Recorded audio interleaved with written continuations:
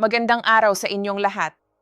Ako si Maricel Santos at ngayon pag-uusapan natin ang isang bagay na napakahalaga para sa inyong kalusugan. Kung mayroon kayong mga problema sa kidney o kung nag-aalala kayo tungkol dito, pakikinig ng mabuti. Ang mga pagkaing madalas ninyong kinakain ay maaaring pabigatin ang inyong mga kidney nang hindi ninyo nalalaman. At ang nakakatakot, 70% ng mga taong may kidney disease ay hindi alam na may sakit sila dahil ang mga sintomas ay hindi madaling mapansin. Ngayon, ibabahagi ko sa inyo ang 22 pagkain na maaaring makasama sa inyong mga kidney. At sa huli, ibibigay ko rin ang mga pinakamabuting inumin para mapanatiling malinis at malusog ang inyong mga kidney. Bago tayo magsimula, nais ko munang itama ang isang karaniwang maling akala. Iniisip ng marami na ang phosphorus, potassium at asin ay masama para sa kidney. Hindi ito tama.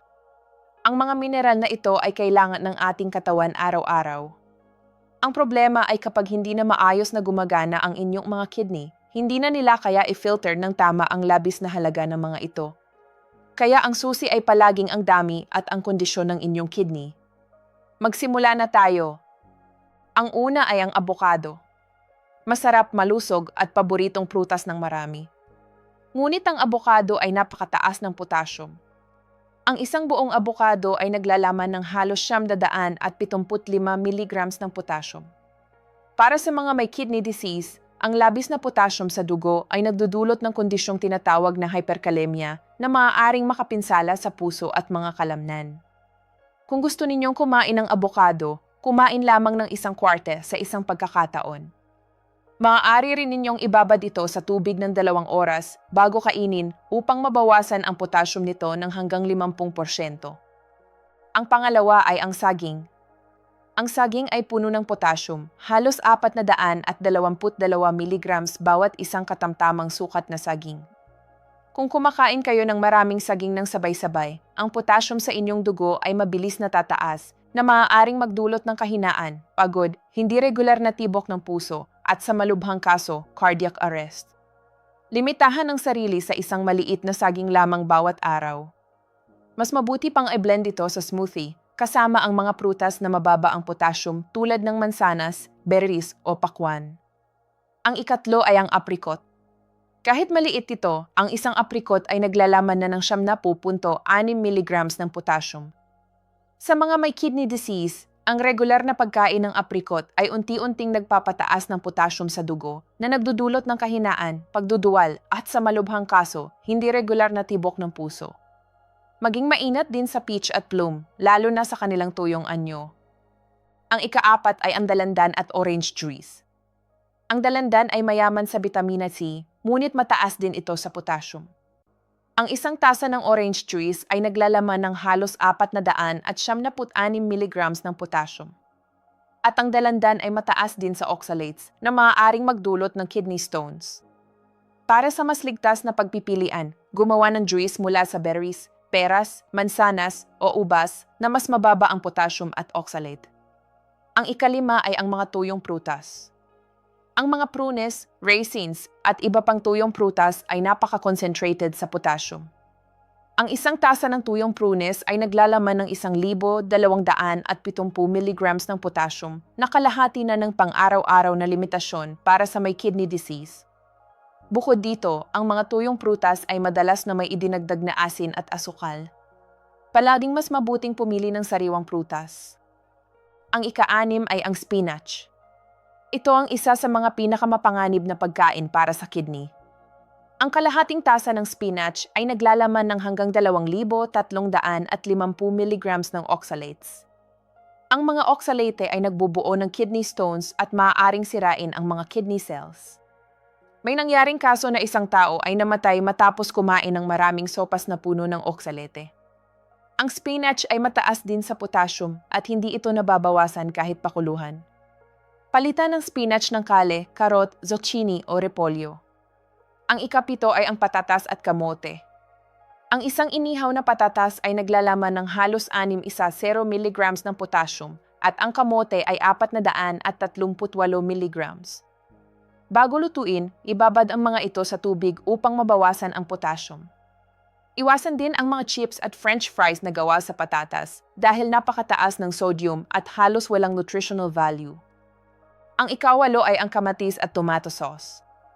Ang 100 gramo ng kamatis ay naglalaman ng hanggang 237 milligrams ng potassium at ang tomato sauce at ketchup ay mas mataas pa. Ang dami ng maaari ninyong kainin ay nakasalalay sa yugto ng inyong kidney disease, kaya kumonsulta sa inyong doktor. Ang ikasyam ay ang mga atsara at fermented foods. Ang isang malaking atsara ay naglalaman ng 1,630 milligrams ng sodium na higit sa kalahati ng pang-araw-araw na limitasyon para sa may kidney. Ang kimchi ay naglalaman ng 747 milligrams ng sodium bawat tasa. Ang labis na sodium ay nagpapataas ng blood pressure na nagdudulot ng mas maraming pinsala sa kidney. Ang ikasampung bagay ay ang soda. Ang soda ay puro asukal sa likidong anyo at ito ay mas mapanganib pa kaysa sa asukal na nakuha sa pagkain. Ang mataas na blood sugar ay nakakasama sa mga maliliit na filter ng kidney. Ang diet soda naman ay hindi ligtas dahil naglalaman ito ng mga artificial sweeteners at phosphorus additives na direktang nakakasama sa kidney. Ang pinakamabuting alternatibo ay tubig o mga natural na juice na inirerekomenda natin mamaya. Ang ikalabing isa ay ang alak. Ang labis na pag-inom ng alak ay nagdudulot ng pamamaga sa kidney at nakakasagaba sa kidney function. Nagdudulot din ito ng dehydration na napakasama para sa kidney. Kung kailangang uminom, kumonsulta sa inyong doktor kung gaano karami ang ligtas para sa inyo. Ang ikalabindalawa ay ang mga almendras at nuts. Ang mga nuts ay puno ng phosphorus, potassium at oxalates. Ang 1 ounce ng almendras ay nagbibigay ng 136 milligrams ng phosphorus at 208 milligrams ng potassium. Bukod dito, ang 100 gramo ng almendras ay naglalaman ng 469 milligrams ng oxalates na maaaring magbuo ng kidney stones. Maaari kayong kumain ng 1 o 2 dakot bawat araw, ngunit huwag ng higit pa. Ang ikalabintatlo ba ay ang cocoa at chocolate.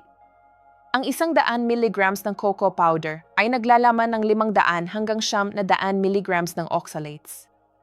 Mataas din ito sa phosphorus at potassium. Ang labis na phosphorus ay nagdudulot ng calcium deposit sa blood vessels at puso na nagpapataas ng panganib ng heart attack. Kung gusto ninyong may katulad na lasa, gamitin ang carob powder bilang kapalit. Ang carob ay maisyam na beses na mas kaunting phosphorus at 3 beses na mas kaunting potassium kaysa sa cocoa. Ang ikalabinapat ay ang kanin. Hindi maraming tao ang nakakaalam nito, ngunit ang kanin ay mataas sa arsenic, isang mabigat na metal na direktang nakakasama sa kidney. Ang inorganic arsenic sa kanin ay maaaring magdulot ng acute renal failure. Hindi nangangahulugan ito na ganap ninyong iiwasan ang kanin, ngunit huwag kainin ito araw-araw. Subukan ng quinoa, barley, buckwheat o millet bilang mas ligtas na alternatibo. Ang ikalabinlima ay ang butter. Ang salted butter ay naglalaman ng 643 milligrams ng asin bawat 100 gramo. Ang mataas na sodium diet ay nagpapataas ng blood pressure na nagdudulot ng kidney damage. Pumili ng organic unsalted butter at kainin ng katamtaman lamang. Ang ikalabinalim ay ang mga pretzels at crackers. Halos walang nutritional value ang mga meriendang ito, ngunit napakataas ng sodium. Ayon sa National Kidney Foundation, ang ating pang-araw-araw na sodium limit ay 2,300 milligrams lamang, katumbas ng kalahating kutsarita. Laging basahin ang label bago kumain ng anumang nakabalot na merienda. Ang ikalabimpito ay ang mga canned at frozen foods. Ang asin ay ginagamit bilang preservative sa mga diletang pagkain, kaya napakataas ng sodium content nito. Kahit ang mga frozen vegetables ay madalas na may idinagdag na sodium. Kung kaya ninyo, lumipat sa sariwang pagkain at lutuin sa bahay para kontrolin ang asin. Ang ikalabingwalo ay ang processed meat. Ang mga hotdog, sausage, corned beef, at pepperoni ay mataas sa sodium at phosphorus. Ang National Kidney Foundation ay nagrerekomenda ng hindi higit sa 700 milligrams ng phosphorus bawat araw. Bukod dito, ang mga processed meats ay kaugnay sa cancer at iba pang chronic diseases. Pinakamabuting ganap na iwasan ang mga ito. Ang ikalabinsyam ay ang legumes tulad ng beans at lentils. Kahit na ito ay mahusay na pinagkukunan ng plant-based protein, Ang isang tasa ng pinakuloang pinto beans ay naglalaman ng 251 mg ng phosphorus at 746 mg ng potassium. Kung may kidney concern kayo, lutuin ng lubusan ang mga legumes at kumain ng katamtaman lamang. Ang ika-20 ay ang dairy. Ang gatas, keso at ice cream ay mayaman sa phosphorus at potassium. Ang isang tasa ng gatas ay naglalaman ng 252 mg ng phosphorus at 370 mg ng potassium na masyadong marami para sa hindi malusog na kidney. Okay pa rin ang kaunting dairy sa isang balanced diet, ngunit limitahan ito kung mayroon kayong kidney issues. Ang ika-21 ay ang whole grains, lalo na ang brown rice. Ang isang tasa ng brown rice ay naglalaman ng 208 mg ng phosphorus at 174 mg ng potassium. Sa kaibahan, ang puting kanin ay naglalaman lamang ng 69 mg ng phosphorus at 54 mg ng potassium. Kung mayroon kayong katamtaman hanggang malubhang kidney disease, ang puting kanin ay mas ligtas kaysa sa brown rice. At ang ika-22 ay ang whole wheat bread. Maraming tao ang nag-iisip na mas malusog ang whole wheat bread, ngunit para sa kalusugan ng kidney, ang puting tinapay ay mas ligtas. Ang isang slice ng whole wheat bread ay naglalaman ng 67 mg ng phosphorus at 81 mg ng potassium. Bukod dito, ang whole wheat bread ay naglalaman ng phytates na pumipigil sa pagsipsip ng iron na nagpapasama ng anemia sa mga may kidney disease. Pumili ng puting tinapay at tingnan ang label para sa idinagdag na asin at asukal. At iyan ang ating listahan ng 22 pagkain na dapat bantayan. Tandaan, ang lahat ng ito ay tungkol sa dami at kondisyon ng inyong kidney. Ang pinakamabuting hakbang ay kumonsulta sa inyong doktor o dietitian para sa personalisadong plano. Ngayon naman, pag-usapan natin ang mga inuming makakatulong sa inyong mga kidney. Ang pinakamabuting bagay na magagawa ninyo ay ang pumili ng mga inuming mayaman sa antioxidants. Ang mga antioxidants ay tumutulong na protektahan ang inyong mga kidney mula sa mga harmful na free radicals. Ang una ay apple juice. Ang mansanas ay puno ng phytochemicals at vitamin D na nagpoprotekta sa inyong mga kidney. Sa isang pag-aaral, natuklasan na ang pag-inom ng 2 hanggang 4 na tasa ng apple juice araw-araw sa loob ng 5 araw ay nagpababa ng panganib ng kidney stones. Pumili ng natural na apple juice na walang maraming idinagdag na asukal. Mas mabuti pa ang apple cider vinegar, 1 hanggang 2 kutsara na halo sa tubig bawat araw, na nakakatulong sa pag-iwas ng kidney stones at pagbabalanse ng blood sugar. Ang pangalawa ay cranberry juice. Ang cranberry ay naglalaman ng espesyal na compounds na pumipigil sa mga bakterya na dumikit sa urinary tract na nagbabawas ng panganib ng urinary tract infection o VGIN. Nakakatulong din ito sa pagpapababa ng cholesterol at blood pressure na direktang nakikinabang sa kidney. Ngunit uminom ng katamtaman lamang dahil maaari itong magpataas ng panganib ng ilang uri ng kidney stones. Ang ikatlo ay beet juice. Ang beet juice ay naglalaman ng inorganic nitrate na nakakatulong na ayusin ang blood pressure. Sa isang pag-aaral na may 6 na po matatanda na may kidney disease, natuklasan na ang beet juice ay nagpababa ng blood pressure sa pamamagitan ng pagpapabuti ng blood vessel function. Ito ay isang simpleng inumin na may malaking benepisyo para sa kidney health. Ang ika-4 ay lemon juice. Ang lemon juice ay mayaman sa citric acid na pumipigil sa pagbuo ng kidney stones. Sa isang pag-aaral na may 203 pasyente, ang mga uminom ng lemon juice 2 beses bawat araw ay nagkaroon ng mas kaunting kidney stones kumpara sa mga hindi uminom. Ang inirerekomendang halaga ay ang juice ng 2 limon na halo sa tubig araw-araw. Uminom ng katamtaman lamang para hindi masira ang mga ngipin. Ang ika-5 ay lime juice.